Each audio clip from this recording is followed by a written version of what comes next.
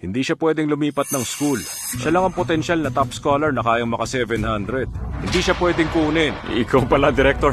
Hindi ganun. Nagkalituhan lang. Oo, Director.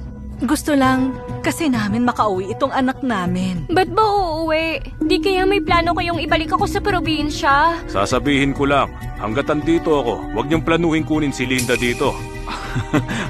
Ano lang kasi... Okay lang, Director. Kahit mawala ako maghapon para mag-aral, hindi yun magiging problema sa akin. Hindi talaga. Hindi rin po ako panghihinaan ng loob dahil dito.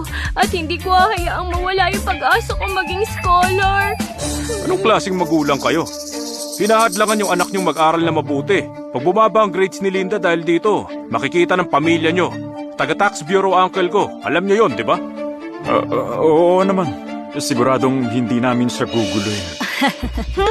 Nasayang na kalahating araw niya. Dapat ngayon, nakatapos na siya ng exam. Plastic nyo naman. Kung may paki kayo, wala kayong dala sa kanya. Tara na.